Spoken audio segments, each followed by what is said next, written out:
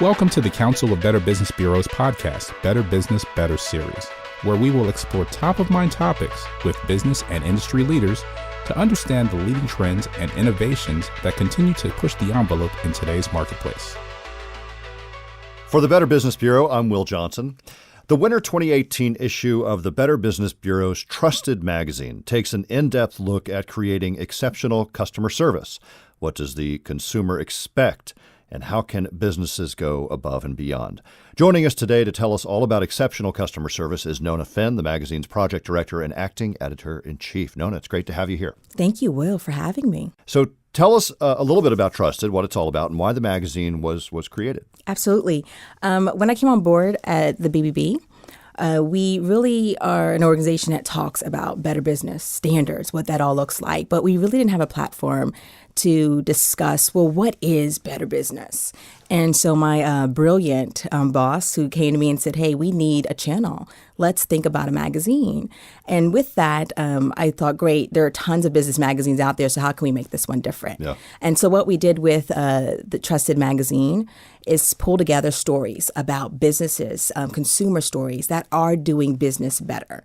And we know that the world is evolving and changing every day. So how is that impacting the marketplace? How has the marketplace changed 10 years ago or from 5 years ago or even yesterday? So, I mean, it really hasn't been around for all that long when you look at the very long history of the Better Business Bureau, right? Over 100 years. Over 100 years old. Yeah.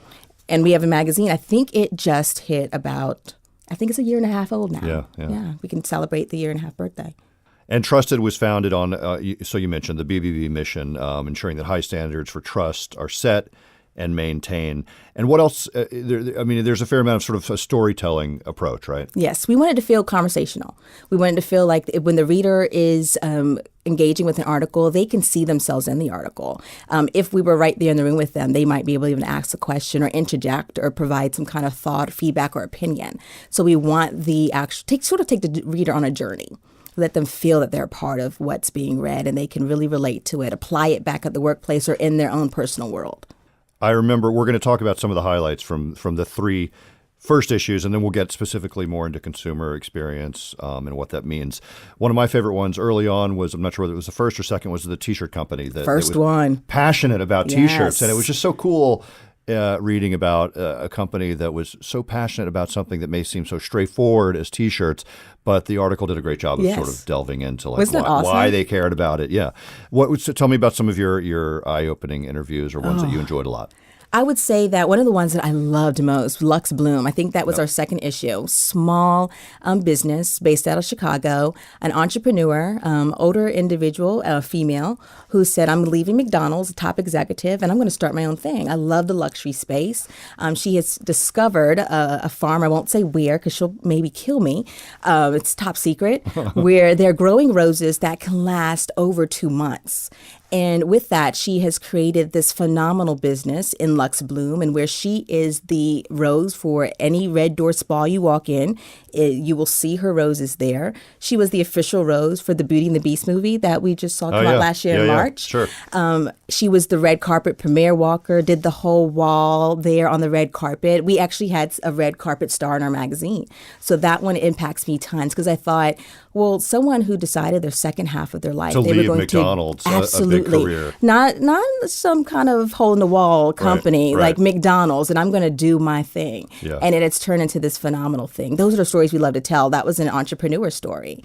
Another one I recall is Radio Flyer, right? Yes, I love that one, only because I have a 6-year-old, so I related a lot to this. It was fun writing this article because, one, Radio Flyer has been around also for over 100 years, yet you can't kill them. They are an organization that has figured out how they're going to stay integrated in the lives of families, despite the robot dog or despite all of the tablets and toys that keep you inside. They are still on holiday lists. They're still in the backyards of kids pulling wagons. You can pimp out a Radio Flyer wagon now. Can you? Yeah, you can customize it with your name on it and everything. So they've figured changed it out with the times, but they've also kept to a tried and true formula. Absolutely. Still being led by the family. So it's really phenomenal how this mid-sized business has decided, I know we're 100-year-old, but I'm going to be like your grandma at the barbecue who gets up to the new music and shakes it. Tell me about A Determined Win. I love this article. Our very own research director wrote this article, Rubis Basana. And this article really just talks about how, I love it because it's not just business related, but it's personal. Yeah. How companies have really found that they might have been in a tough place, maybe even a place where they should close their doors. But instead of closing their doors, they have found ways to triumph over their setbacks or sort of falling down, getting back up type of story. So examples like Lego Company, who was losing over $1 million a day. Yes. I think of Lego as being just this all-encompassing powerhouse of children's Absolutely. toys. Now. And they did the brave Wasn't always that thing. way. It wasn't always that way. Oh, wow. And they found a way to just really integrate themselves back into our lives and decided that what were they about? They took a step back and said, you know what, we're bricks. So all of these other things that we do outside of bricks, let's sell them off and let's get back to the basics. We are bricks. Oh, that's interesting. And look at it Sure. now. Like you Yeah. can't not. Oh, it's crazy. I love it. Yeah. We got to see a Lego movie like before the holidays. It's still out. So we're They're seeing great. that last one. Yeah. I love Yeah. it. So let's get to this issue, the Winter 2018 issue. There's so many great businesses that make customer service a priority. How do you go about finding businesses for the issue? It's fun. We do a little bit of stalking. So we get together at our kickoff meeting. We say this is going to be the theme of the next issue. We usually pick that theme based off whatever we might be researching or discussing internally at that time. Mm-hmm. And then we take a step back and say, okay, great. If this is our theme, so this particular issue, the theme was the customer is always first, walking a lifetime in your customer's shoes. Yeah. So we really do our research to say, well, what company right now is really hitting it out the park when it comes to customer service? And especially with customer service because it's so visible. Yeah. So this one was tough for us because we wanted to make sure that these were companies that you can't argue with, that someone can come back and say, well, when I went there, not really. So we really took a step back to do some digging and say what companies represent our theme. So you had a long list and it got shorter. Of course, because we get no's. We get some companies that are too busy or they might not feel they have the time for it or it's not just a great fit right now. Yeah. So we dwindle it down and really do our work and reaching out to communication teams, tell them why we think they're so great in that arena. And usually we'll find a great match, a great story to be told. And then you start reaching out to their teams and just getting a sense of how they feel. LinkedIn's great. Yeah. We start, poking people on LinkedIn, sending out copies of the past issues of Trusted so they can see what we're all about, that we just want to tell their story. And so you eventually selected the interviewees, the companies that you wanted to talk to. Let's talk specifically about customer service, and we'll get to some of those specific companies. It's a big topic for the BBB and one that certainly deserves the attention you give it. Tell us about some of the people, the specific companies you talked to and what you learned about customer service. Absolutely. So we talked to Domino's. That one was fun because I do think that their customer service at this point is no surprise, no secret. Back in 2008, 2009, they really revealed to us how much we thought they sucked. And they weren't afraid to let the world know that in focus groups, they learned that they were not the best, but they were going to work at being the best. And they transformed right in front of our eyes, out in the open with no hidden secrets, and really talk about a comeback. So remind me, they actually were very open to the public about the fact that things were not going well. Yep. I don't remember the exact phrasing So they had used.